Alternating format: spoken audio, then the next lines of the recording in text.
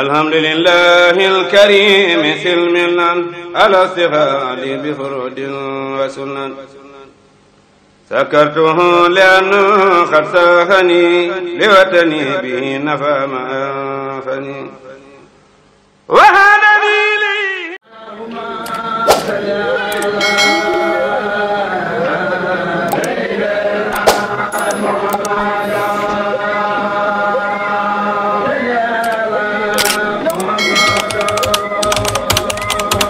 وعليكم السلام ورحمة الله وبركاته. جزاكم الله على هذه الضيافة الكريمة.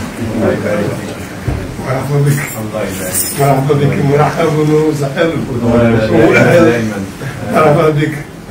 قلبيا عقليا ادبيا. الله يبارك فيك. مرحبا بك. الله يبارك فيك. مرحبا بك. جاءت الكتب سابقا لطلب الدعاء. نعم. والآن جاء للشكر ولمزيد من الطلب والدعاء إن شاء الله. كذا كان مع الجميع إن شاء الله. مع الجميع إن شاء الله. الله يبارك فيك. زوجتي هنا إيمان. مريم أتت هنا. مريم مرحبا بك يا سلام. مرحبا بك. مرحبا بك. Jawab sëñ Babacar Mbow. la àndal nii. Babacar Mbow.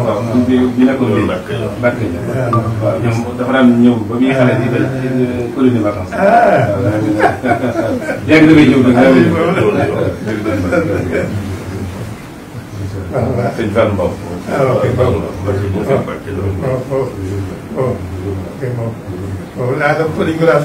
ba muy waaw moom sëñ Kane Kane sana. waaw ak zut Cheikh Babacar Mbow. ok. Sapan Sani.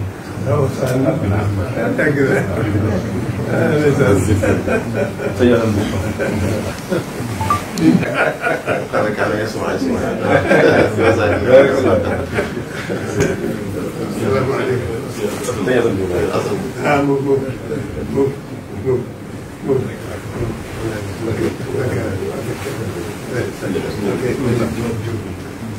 kii doon sëñ Babacar Mbow.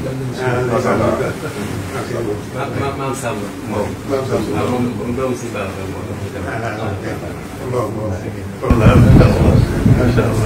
suñu ay yaakaar naa ci suñu yaakaar naa ndax liggéey bi muy def ci lislaam bitim réew ñëpp dañ ko caa xàmme wax na ne loolu rek mooy li ko tax a jóg yaakaar naa suñu baax ne ko yaakaar jooju rek moo gën ko bëgg. que vous avez une intime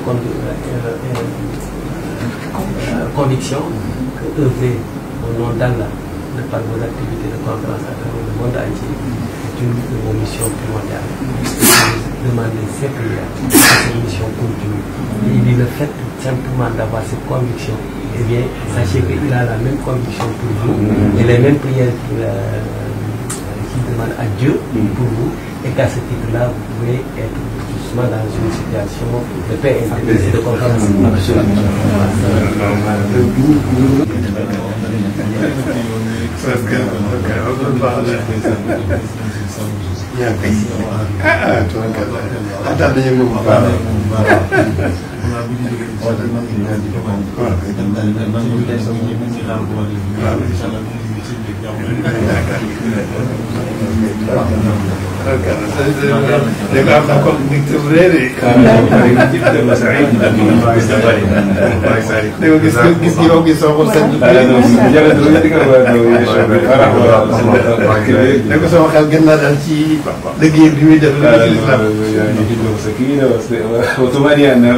أنا هذا مقبول إن شاء الله. جزاك الله خير. وأيدك الله ونصرك. ما شاء الله. mais nag jaan jaan da nga ko doon de moom. gis nga ko lool de Mbacke. waaw bu nekkee ci toolu tool yeeg jafe-jafe. waaw Fatou Issa bi muy waxaat loolu la wax ne ma moom daal nee na bu fi àndee doom ji ñëw. Mariam la nga ko ci ñaan la daal gis nga ko ca saa rek. نزيد الدعاء. حاجة إلى الدعاء إن شاء الله. كل ذلك العالمية حفظك الله. آمين. طول العمر. آمين. الدعاء بالطمأنينة القلب والصحة يعني ربنا إن شاء الله يشفي المرضى النصر على الظالمين. علينا عنده ثلاث حاجات: ثمانية وسكينة القلب وشفاء الأمراض ونحن جميعا والنجاة من الظالمين. وهذا للجميع خاصة النجاة من الظالمين. هو مستعد جدا من قبل هؤلاء شياطين الإنس يرعاه ويرحمه. آمين. yëg gi mu yëg sëriñ bi. ba am ci moom yaakaar ne yëg ma yàlla. ne ko loolu lu mu ci bëgg rek loolu. Le fait d'avoir la certitude de par l'intérieur du cœur, la certitude que Cheikh Ahmadou Bamba de par ses prières peut vous accompagner. Cette certitude simplement vous suffira pour atteindre tous les objectifs et de faire face à tous les obstacles. alhamdulilah. Sëriñ Ahmadou Bamba moom moo ci yem.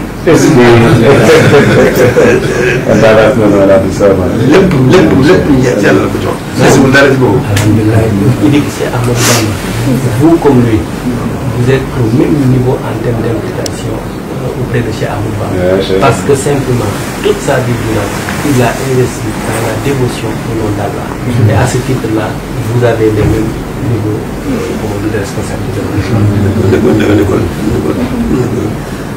Histoire bi yëpp. fi ñu ko gisee ba fi ñu ko noppee gis. noonu rek la borom yàlla rek la jox lépp.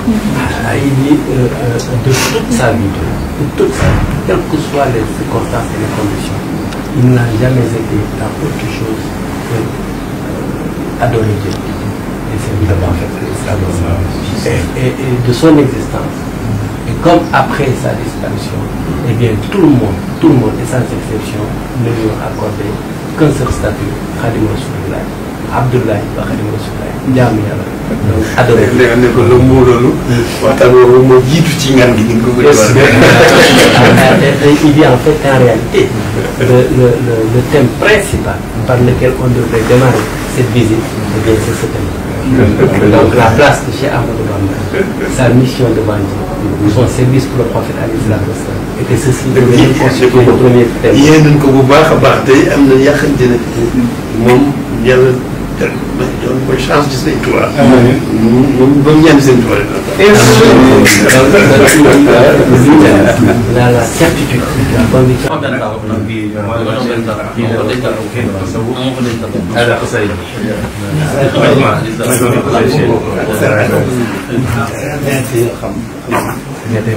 الله يبارك فيك جزاك الله عنك بارك الله فيك جزاك الله على هذه الضيافة ما شاء الله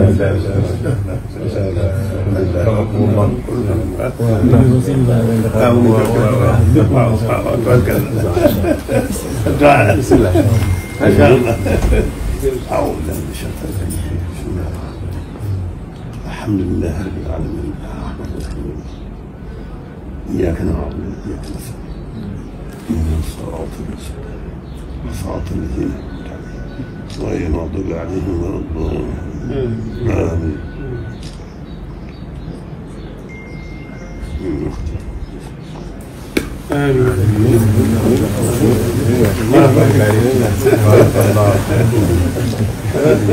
بارك الله فيك الله يبارك فيك جزاك الله عنا كل خير وأيدك وزاد نصرك آمين ما شاء الله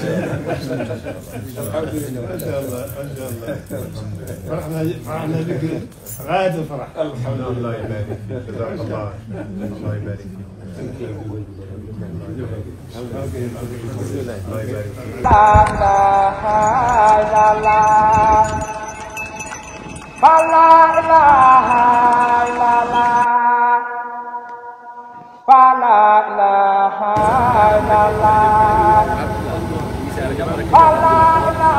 Bienvenue à l'université. C'est une dame Soda, responsable porte-parole de Khalif des Baye Fall. Le responsable de toute l'intendance. Non, l'intendance c'est autre chose. Parce que les Baye Fall nous a confié un grand chantier. Voilà. La maison, je voulais dire la maison c'est la construction. C'est la construction. Voilà. La maison du Saint-Coran. qui est dédié qui a été confié aux familles Baïfal. Donc je le présente. Là on va aller faire une visite. Mais avant cela il y a un chef qui s'appelle Seyni Moustapha qui est avec lui depuis une heure de temps.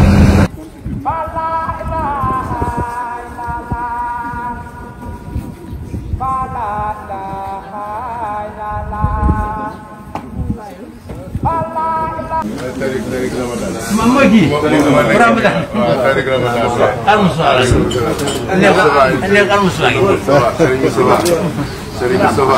Al-Musawar. Tarik Ramadan. Ala sebab. Nyar anak tu. Nyari tu je dia berapa. Boleh benda tu. Sini dulu awal.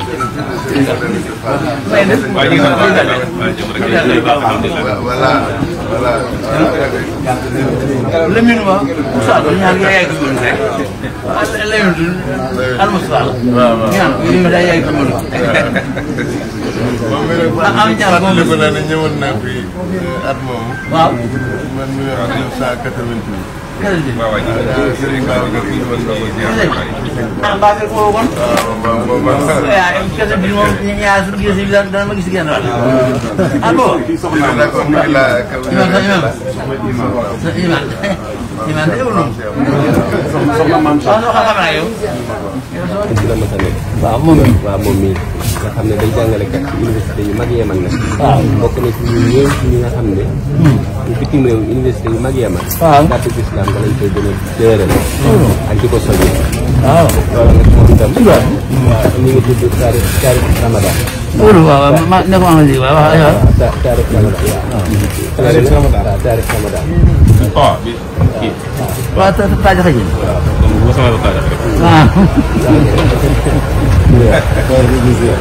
nag yàlla dogal waaw moom mi jiite lool nekk sëñ bu mag yi waaw sëñ bi yëpp ko itam daal di wax na kon nañ ko waajal ngeen mën ko dalal gan ngoos mais gan bu fonk la waaw ci def ñu jox ndigal nag loolu daal fa moom moo waral ñu ne ñëw maanaam nañu ci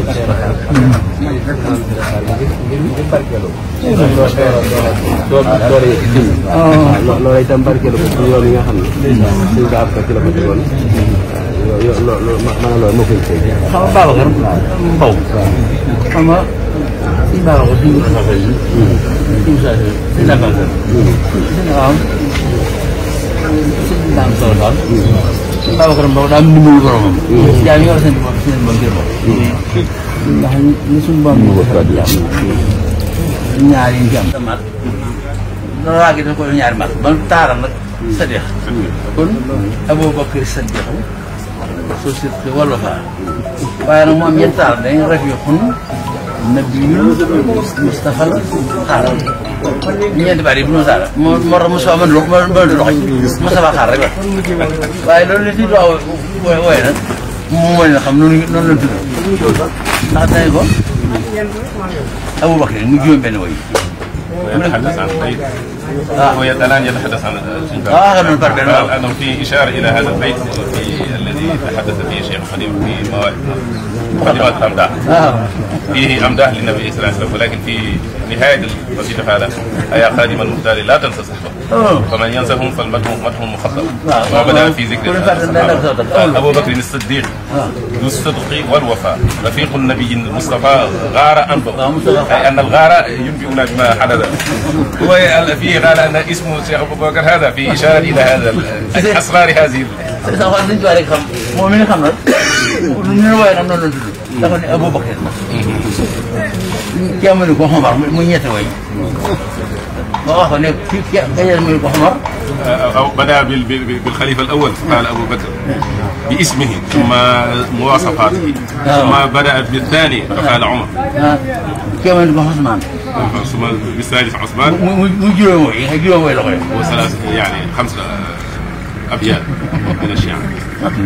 اوكي سلاجي سامو هل دا صار يانا خم يتر دا صار يانا ما رم دون ني علي علي إياك الأسد خبر علي وهو موت فيه إشارة إلى أسرار الحروب ولكن هو بطريقة إشارية كوكا اللي خمرن كوكا اللي خمرن نسيت ولا خمرن من وين نون نسيت خمرة خلنا سيقولون ثلاثة رجل كرم ويقولون خمسة سادم كرم ويرجمن بالخير ويقولون كفر وسامي كرم قل بأهل بيته ما يهلهم إلى آخر فلا تبارك إلا من الخير ولا تستطيع ما تخرج الزي نفعل مثال خلق بمجهرك بمجهرك يعني أما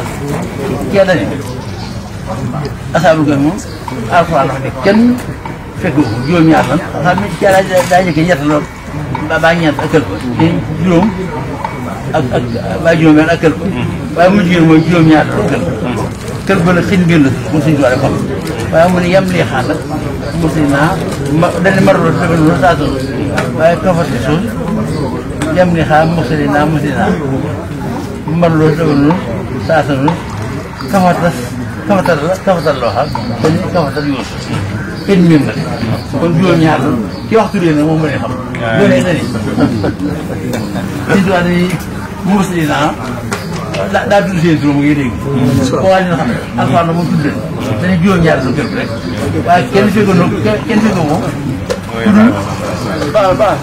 أسد أصحاب الكهف وما به من الأخبار وأسمائه وأن الله يستأثر بعلمه بغيره وأن الشيخ ذكر الأسماء ثم في إشارات ولكن أنا حتى أنا لا أفهم حقا.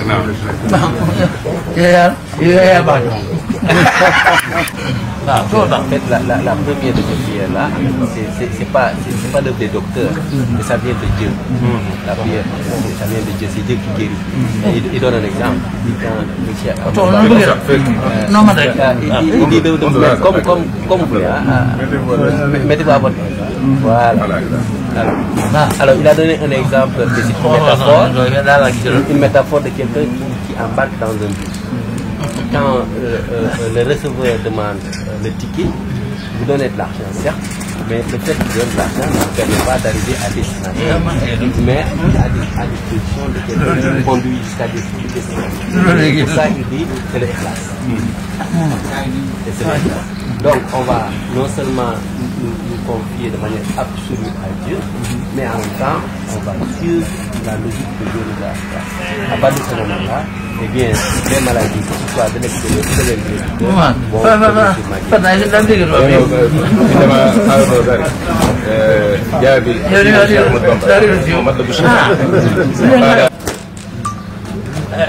ngeen bëgg yàlla ngeen ko am.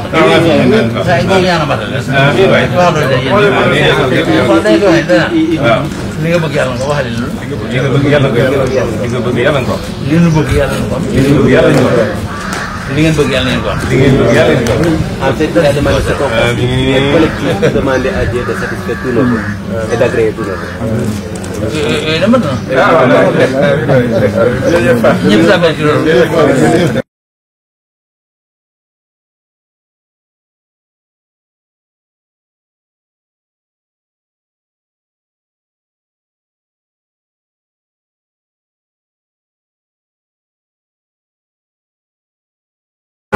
alhamdulilah jërëjëf amiin non chef c'est le chef responsable des travailleurs. jërëjëf Fall Sarr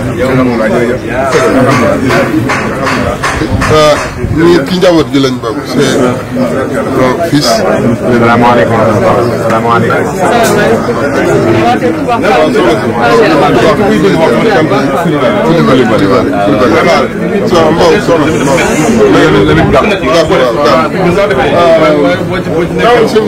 sëñ am bi wala sëñ Moussa Fall sëñ am wala nga faire la visite responsable mooy soxna wala ñu dem ba foofu Iman sëñ waaw Iman soxna est-ce que sëñ Mame Cheikh ça va bien alhamdulilah jërëjëf ça va bien ça va très bien alhamdulilah jërëjëf on peut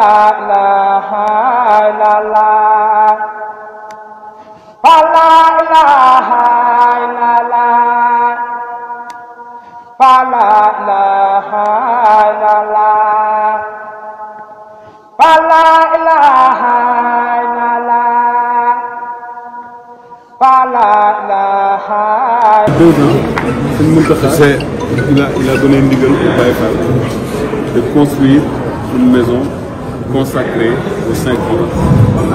Cette maison c'est un espace de transmission, de préserver, promouvoir les valeurs du Saint Coran.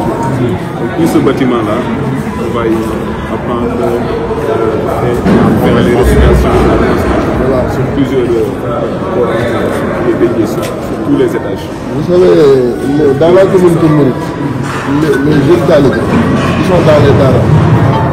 Ils écrivent beaucoup de livres coraniques. Quand ils maîtrisent le Coran, ils écrivent.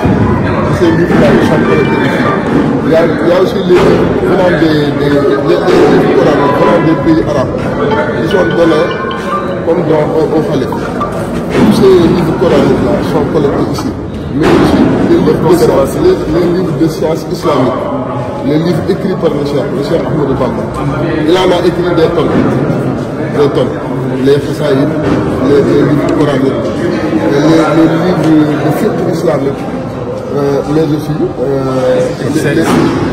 les livres venant des pays arabes. C'est pas uniquement, c'est pas des livres coraniques, c'est pas uniquement des livres de sciences. Les sciences islamiques aussi. Oui. Tous les bâtiments à l'université a été construit sur la base du Khidma. Les bâtiments, c'est quoi?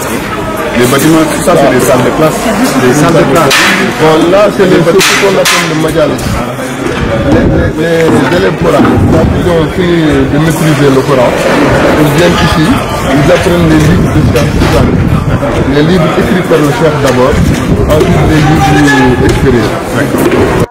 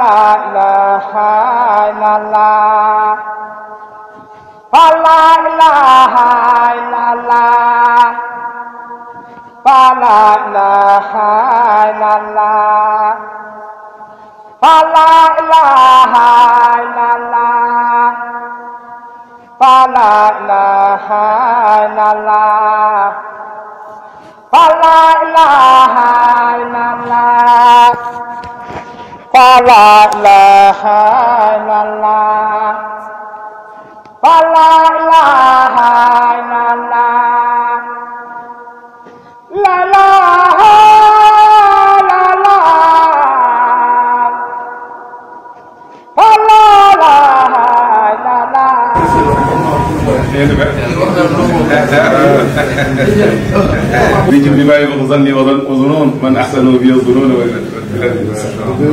ان شاء الله. Oui. Une grande conférence qui regroupe les autres qui viennent de l'étranger. C'est échanger sur l'islam, sur le mouridisme, sur les fondateurs. Vous l'avez fini quand ici? Bon, ça fait juste peut-être 2 ans. 2 ans. Donc le précédent, Magal, vous avez fait une conférence ici. Oui, il avait passé, il l'a fait ici. Alors, ce sont les autres de l'étranger, c'est des Marocains, des Français et autres. Ensuite, on fait une conférence. Parce que quand le Khalif avait fait la commande, l'orientation c'était de faire une bibliothèque qui est dédiée exclusivement aux écrits du Cheikh Bamba. Alors, c'est Atou qui est notre responsable moral, le défunt responsable moral. Donc, lui, il a vu des choses en grand. Il avait dit que tout ce qui va de pair avec les Khassaïs, on peut l'intégrer dans l'institut. Le Khalif, lui, il avait parlé d'une bibliothèque, mais bon, finalement, c'est devenu un complexe, parce qu'on a prévu un auditorium, là où les gens pourront échanger sur le musée. Il y a une bibliothèque, on verra qu'il y aura également une imprimerie. Et la dernière commande qu'on avait eue, c'est le Khalif qui a demandé qu'on fasse un recueil de Khassaïd en regroupant les écrits par type de maître. Vous savez que la richesse de la poésie arabe, je ne vous le dis pas, elle est bien plus riche que la poésie française. Parce que ne serait-ce que par les types de maîtres, on en a 16 en arabe. Donc le cheikh, il s'est illustré dans beaucoup de types de maîtres. Le Khalif a voulu maintenant que voilà, qu'on les classifie par type de maître. Maintenant, on a commencé un premier recueil, on va le voir, on est en train de le tirer. Il y a également d'autres recueils qui sont en préparation, parce qu'il faut également de le lire, il faut également l'écrire avec l'arabe moderne, pour que ça puisse être en tout cas consommé par toute la... Voilà.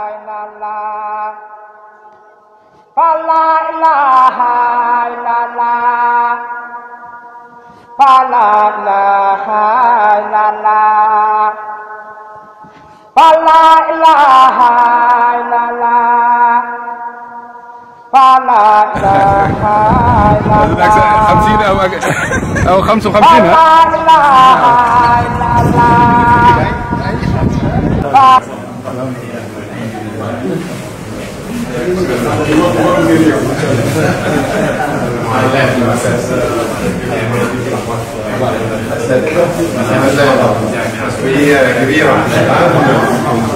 نقول لدى كثير من الناس نشكركم لله.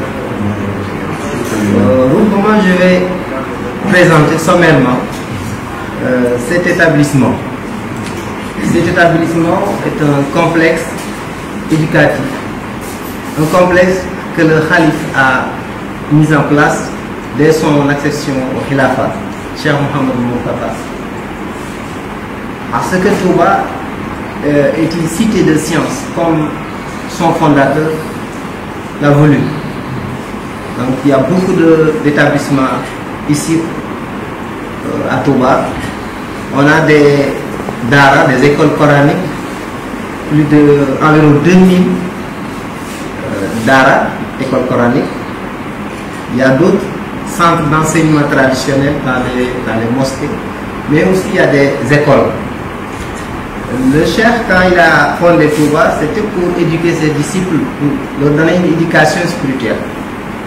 Donc, il a écrit Matlabul Fawzayni. Peut-être que vous connaissez Matlabul Fawzayni. Dans ce poème, il a exprimé en guise d'invocation tout ce qu'il a voulu dans sa cité. Donc, ce complexe est venu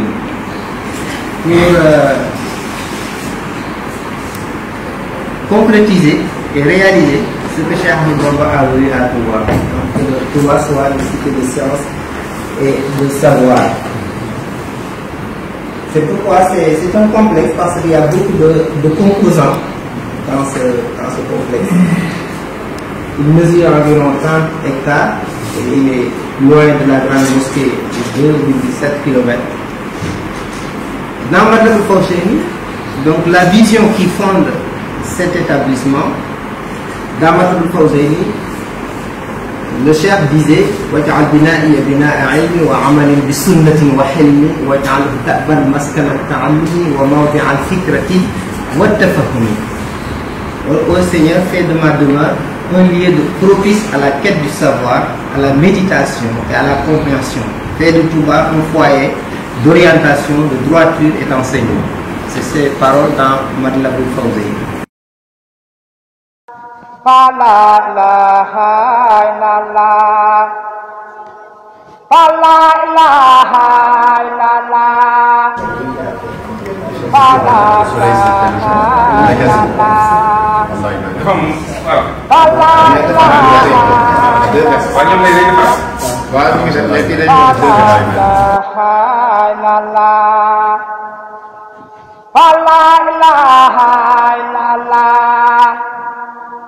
La ilaha illallah, fa la ilaha illallah, fa la ilaha illallah, fa la ilaha illallah. Les prières sur le prophète. Ok. Voilà, j'étais en train de lui expliquer que cette bibliothèque a été fondée en 1977 par le troisième khalife général des Mourides, Cheikh Abdou Ahad, voilà, qui a eu l'idée de rassembler la vaste et importante production de Cheikh Ahmadou Bamba, de monter une imprimerie et de commencer la publication. Et ça a été un moment extrêmement important pour la diffusion de la pensée du Cheikh, parce qu'il y avait des écrits inédits que les gens ne connaissaient pas. Et il a fait également l'effort d'une classification thématique. Nous avions tout de suite parlé des poèmes qui parlent des amdah sur le prophète, d'autres également sur l'eschatologie, l'Akhbar al-Saraïr, les choses secrètes cachées. Et là, nous avons un recueil spécial qui parle des prières sur le prophète. Ça fait l'objet d'un recueil de 700 pages. Exactement sur des prières sur le prophète. Il y a également les secrets, également le zikr, et également une très bonne partie de son combat par la plume.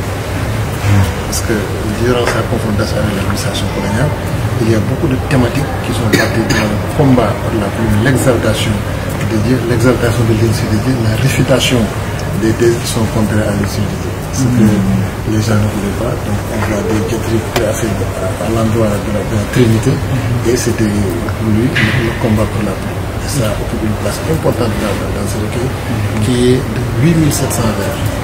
C'est un seul recueil de 8700 vers. Et il l'a précisé en disant inni ujahidu bil ulumi wa bit tuqa.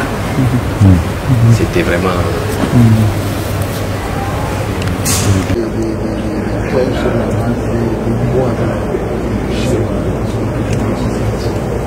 chaque mois il fait plusieurs poèmes, surtout les mois de Safar, surtout par rapport à la naissance de la prophète, etc. Et des dates, une méthode de datation qui permet à travers l'alphabet, par rapport à la composition chiffrée, chaque lettre de l'alphabet a une signification particulière. Avec un chiffre particulier. Et là nous avons des chiffres par rapport à l'Orient et des chiffres par rapport à l'Occident.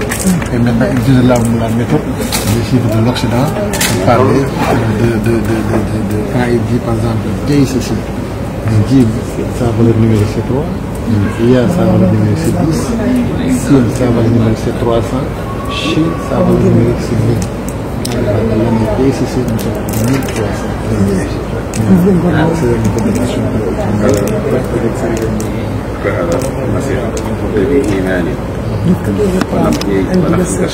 لا يفتى مالك بالمدينة ولا بد أن تسمع.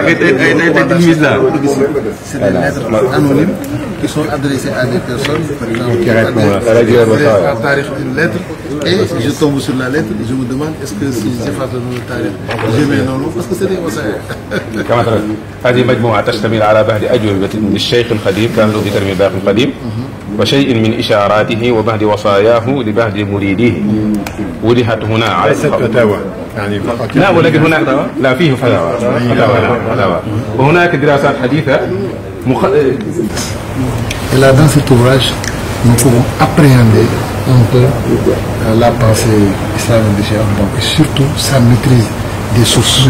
Et nous avons une réhabilitation importante des classiques du soufisme. On y trouve Ibn Atta, on y trouve Ibn Arabi, on trouve l'Imam Khazali à confusion, on trouve Al-Kuntiyu, on trouve en tout cas ces sommités qu'il a réhabilité dans ses ouvrages, et les Yadali et autres. Parce que j'avais vu 40 ans, il a cité qui est beaucoup Voilà, Al-Khazali, surtout. Et c'est un ouvrage qui a en tout cas la possibilité, voilà, Al-Khazali, Ibn Attahila, Al-Kuntiyu, Al-Daymani, Yadali, etc. Et c'est un principe de soufisme très important qui a été traduit en français depuis 1984. Et ça a été en même temps l'œuvre du troisième khalife, et ça a été un début pour la diffusion maintenant de la pensée dans les langues françaises. l'essentiel des ouvrages commence à être traduit en français.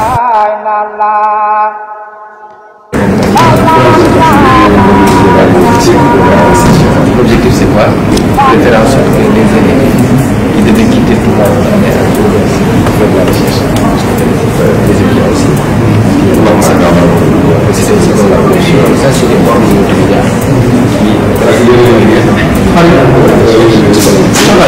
Mais on a fait en sorte parce qu'on a fait en sorte que la chose soit sécuritaire. Après le reste, ça c'est pour les chercheurs. Donc les élèves, là c'est les étudiants et les élèves.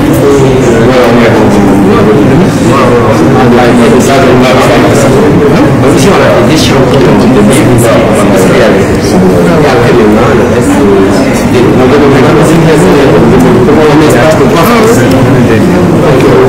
Je vais vous présenter d'abord. Bismillah ar-Rahman ar-Rahim. Je suis votre frère Tarek Ramadan en visite ici à Touba et dans ces divers instituts et tout le projet auquel qu'on a pu visiter aujourd'hui.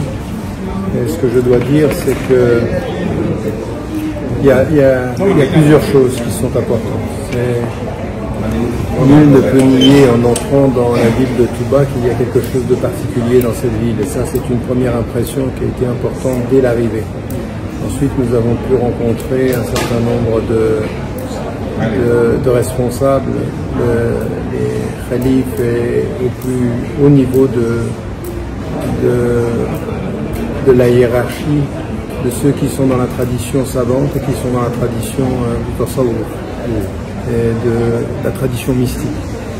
Et ce qui est important, ce qui a été particulièrement important pour moi, c'est de me rendre compte d'une volonté essentielle. Cette volonté essentielle, c'est de rester fidèle au tawhid, la ilaha illallah, c'est-à-dire l'iman billah comme étant essentiel.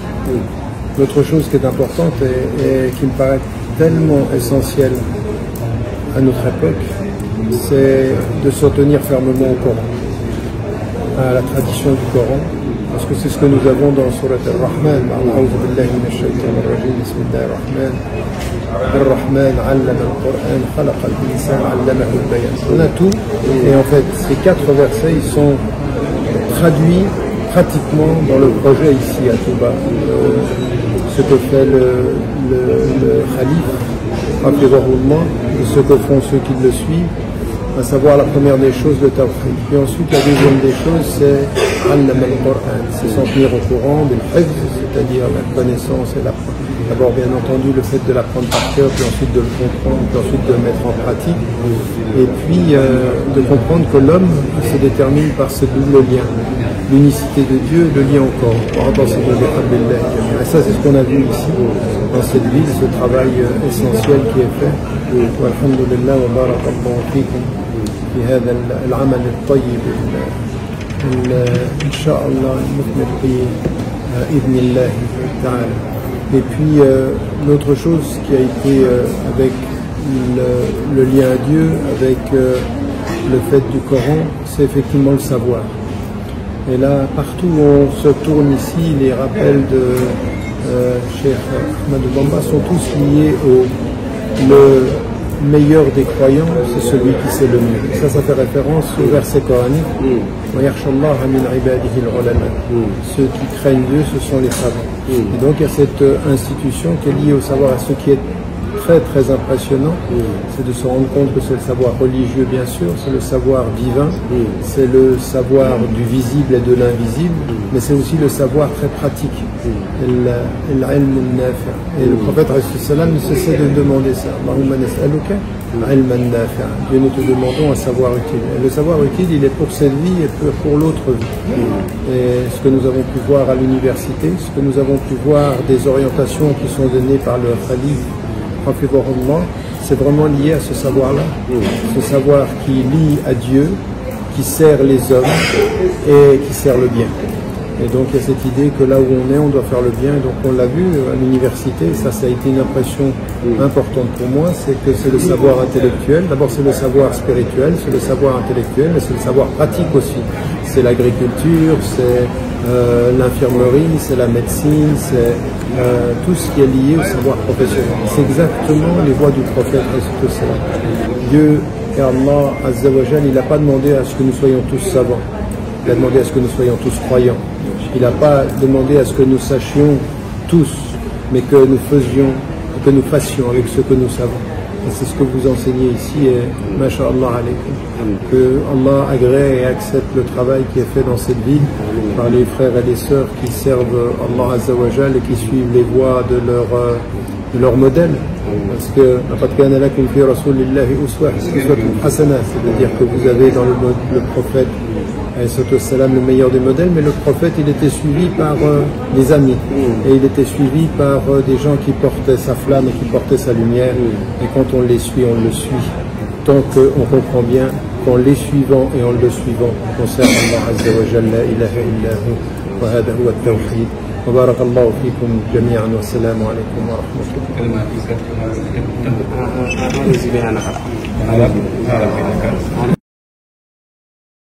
هذا المشروع هنا وما شاء الله على الإخوة والأخوات يقدموا يعني من العلوم ومن فهم الإسلام الأساس والتأصيل الشرعي بما يخص التوحيد، وهذا نفهمه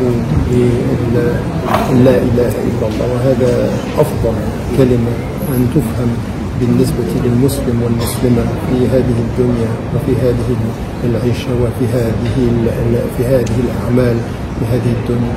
فأتينا هنا ورأينا العجيب بما يخص فهم الآيات القرآنية في سورة الرحمن. أعوذ بالله من الشيطان الرجيم. بسم الله الرحمن الرحيم. الرحمن علم القرآن خلق الإنسان علمه البيان. وهذا هو الأصل هنا، أن نفهم التوحيد ونعود إلى الله بالفهم العميق وبالقلب وبتنوير القلوب بالصلة بالله. وبعد ذلك طبعا العلم والعلم يخصنا، ونفهم دعاء الرسول عليه الصلاة والسلام حينما يقول اللهم نسألك علما نافعا، والعلم النافع هو العلم النافع لهذه الدنيا وللآخرة. فالآخرة الفوز ها هنا في هذه الدنيا والفوز بعد الممات إن شاء الله. وهو المفهوم هنا بما يخص الإخوة والأخوات بالعمل، أن العمل يكون عمل فعال ونافع هذه الدنيا بما يخص العلوم الإسلامية، ولكن ليس فقط العلوم الإسلامية، علوم علم القرآن وعلم الأحاديث، ولكن علم الدنيا، فهم الثقافة، فهم الواقع السياسي، الواقع الاجتماعي. وهذا موجود في المشروع، وهذا من أهم الأشياء، أهم الأهداف فيما يخص التربية والفهم الإسلامي في هذه الدنيا وفي عصرنا هذا. ورأينا هذا في المشروع تحت رعاية الخليفة حفظه الله والأتباع. يعني العمل هو عمل صالح، عمل نسأل الله أن يتقبل من الإخوة والأخوات في هذه الدنيا وفي الآخرة. ونحن مسرورون بما رأيناه هنا في هذه المدينة، ولا شك أن في هذه المدينة روح معين يأتي من الله ويأخذنا إلى الله ونعود إليه وندعو له بالكرامة وبالفضل وبالسكينة وبالرحمة والحمد لله. والسلام عليكم ورحمة الله وبركاته. فلا إله إلا الله، فلا إله إلا الله، فلا إله إلا الله، فلا إله إلا الله، فلا إله إلا الله، فلا إله إلا الله، فلا إله إلا الله، فلا إله إلا الله، فلا إله إلا الله، فلا إله إلا الله، فلا إله إلا الله، لا إله إلا الله، فلا إله إلا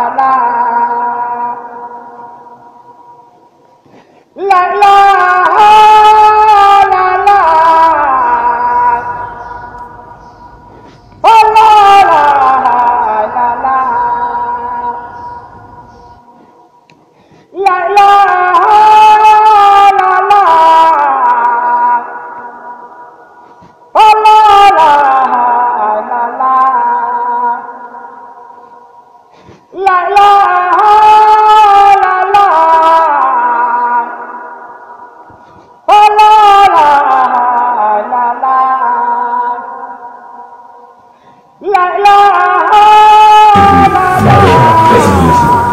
يعني الشيخ يجلس لنا ويقدم لنا على الدروس.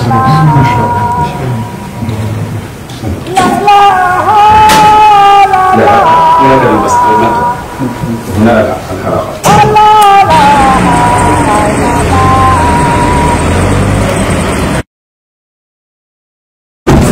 Vous connaissez déjà, mais c'est pas français. Alhamdulillah. Ah oui. Vous êtes une fierté. Assalamu alaikum. Assalamu alaikum. Alhamdulillah. Barakallah. Alhamdulillah. moom da kenn naa fa ñëw moom. moom damay dàkk benn oto rek ñëwaat ko. Bismillah.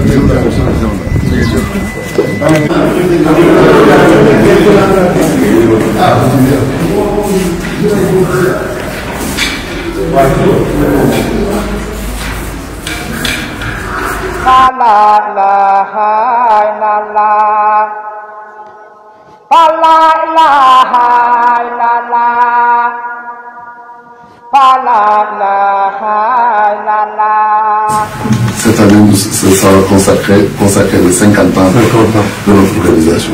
C'était à l'université en 75. Maintenant, on est à Touba. Nous sommes une faction qui travaille exclusivement pour le Khalif. Donc, on travaille dans beaucoup de domaines. Certes, on est dans l'éducation, on est dans la culture, on est dans la com, on est dans beaucoup de choses. Mais on est aussi dans l'agriculture, l'élevage et tout. Pour soutenir notre programme.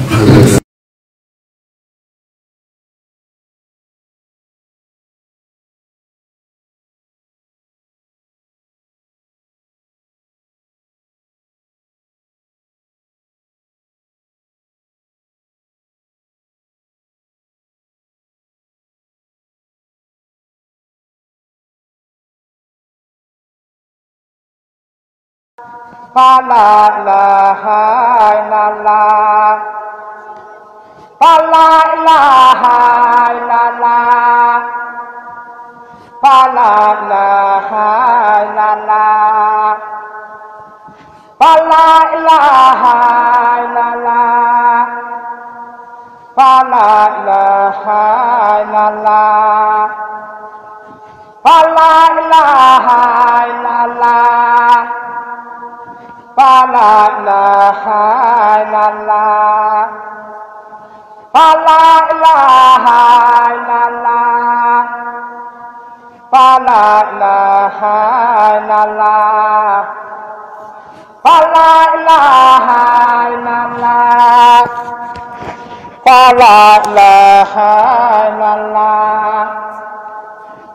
La ilaha illallah.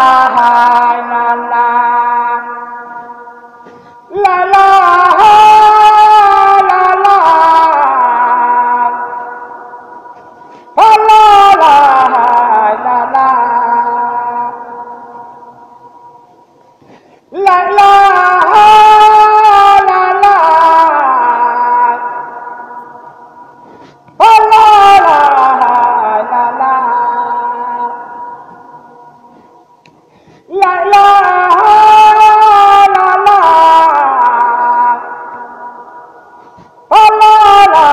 الحمد لله الكريم سلمنا على استفاد بفرود وسنن سكرته لأنه قد ساهني لوطني به نفى ما أنفني وهذا